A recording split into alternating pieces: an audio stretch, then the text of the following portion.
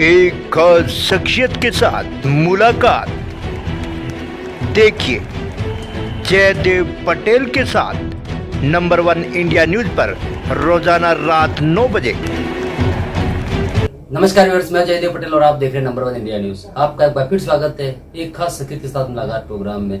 आज हम बात करेंगे पूरे देश भर में जहां पर ईद मनाई जा रही है, वहीं पर कहीं ना कहीं आज वक्फ संशोधन बिल को लेकर के एक तरह से प्रदर्शन किया जा रहा है और मुस्लिम लोगों की तरफ से कहीं इनके ब्लैक पट्टी बांध करके ईद की जो नमाज है वो अदा की गई। आखिर इसके क्या मायने हैं और इसी के साथ साथ में आज राष्ट्रीय शिक्षा नीति को लेकर के सोनिया गांधी की तरफ से जो बयान आया कि कहीं इनके बीजेपी जो है वो शिक्षा नीति के नाम पर अपनी नीतियों को थोपने की कोशिश कर रही है, इसके क्या मायने। इन्हीं तमाम बात के लिए हमारे साथ खास सामान है राजनीतिक विश्लेषक और साथ ही मौलाना आजाद नेशनल उर्दू यूनिवर्सिटी के पूर्व चांसलर फिरोज बख्त अहमद। फिरोज बख्त अहमद जी, आपसे हमारा पहला सवाल है कि आज पूरा देश जहां पर ईद मना रहा है वो कहीं न कहीं ब्लैक पट्टी बांध करके वक्फ संशोधन बिल का जो विरोध किया गया, इसको कैसे देखते हैं आप?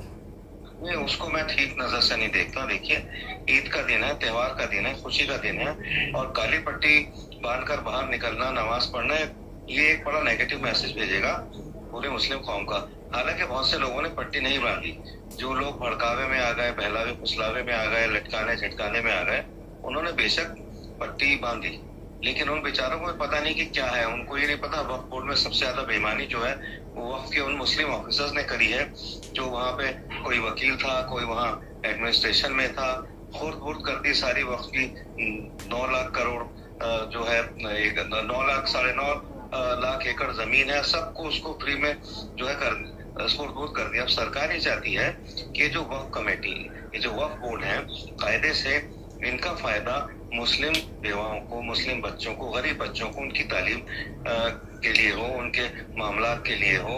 और जो उनकी जमीनों पे कब्जे हैं, तो लोगों ने कब्जे कर रखे हैं, ज्यादातर मुसलमान ही हैं। अब जैसे ओवैसी साहब हैं, कहा जाता है कि उन्होंने भी जो है 3000 एकड़ जमीन दबा रखी है। इस तरह के लोग जो सबसे ज्यादा प्रोटेस्ट कर रहे हैं वक्फ बोर्ड के खिलाफ, वो वही लोग हैं जिन्होंने मुस्लिम में कह रहा हूँ वक्फ की जमीन दबा रखी है, पहली बात। दूसरी बात यह है कि सरकार चाहती है अमेंडमेंट ला करके मुसलमानों का जो हक बनता है, जो उसकी मदद होनी चाहिए, वो इस ये जो आएगा नया बिल, उससे वो हो जाएगा। एक वक्फ कमेटी बनेगी, एक कमेटी बेवाओं की बनेगी, एक मस्जिद कमेटी बनेगी, एक मदरसा कमेटी बनेगी, एक कब्रिस्तान कमेटी बनेगी, खानका कमेटी बनेगी। इस तरह से सीनियर सिटीजन जो है कमेटी सब बननी चाहिए। और ये कि उसमें अगर गैर मुस्लिम बिरादरान वतन आ रहे हैं, कोई मसला नहीं है। मुसलमान इसकी भी जो है डिमांड कर सकते हैं कि तिरुपति मंदिर, जितने भी बड़े बड़े मंदिर हैं, वहां भी खवातीन को और मुस्लिम लोगों को लेना चाहिए। तो ये मिलजुल के सब हो जाएगा। लेकिन ट्रेन आई नहीं है स्टेशन पे, उससे पहले कह रहे हैं, भड़का दिया, अरे मस्जिदें चली जाएंगी, मदरसे चले जाएंगे, कब्रिस्तान चले जाएंगे। ये सब क्या है? ये सब गलत है। ये बिल को आने दो, उसके बाद देखो क्या होता है। और फिर मेरे ख्याल से तो ये सब भड़काने का काम कर रहे हैं जिन लोगों की दुकानें सजी हुई हैं, और वही लोग इस तरह का काम कर रहे हैं जिन्होंने वक्फ बोर्ड से फायदा उठाया। उन्हें पता है कि वक्फ बोर्ड अब सरकार के हाथों में चला जाएगा तो सही तरीके से काम चलेगा। जी फिरोज बख्त अहमद जी, अगर हम बात करते हैं तो आज जिस प्रकार से कहीं वक्फ अमेंडमेंट बिल को लेकर के जो विरोध प्रदर्शन किया गया मुस्लिम समुदाय की तरफ से, इसका आने वाले बिहार विधानसभा चुनाव पर कितना असर पड़ेगा, ऐसा आपको लगता है?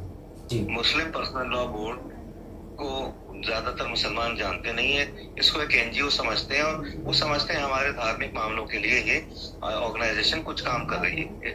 इससे ज्यादा कोई उसकी पैठ या पहुंच नहीं है।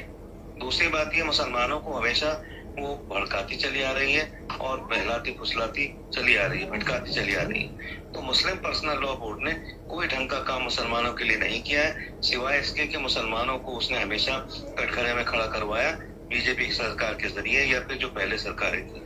दूसरी बात यह है कि ये जो मुस्लिम पर्सनल लॉ बोर्ड जो है, इसके चुंगल से कौम को बाहर आना चाहिए। तो फिर दादा साहब कहने लगे पुराने कपड़े पहन के जाओ। अरे क्या तरीका है आपका? हिंदू, मुस्लिम, सिख, ईसाई, they have been living together in this wonderful country like sugar and milk, शक्कर और दूध की तरह रहते चले आ रहे हैं। तो ये लोग बांटने का काम कर रहे हैं। इसका बिहार चुनाव पर कितना असर दिखाई देगा? बिहार में इसका कोई खास असर नहीं दिखाई देगा। आज भी कोई खास असर नहीं था।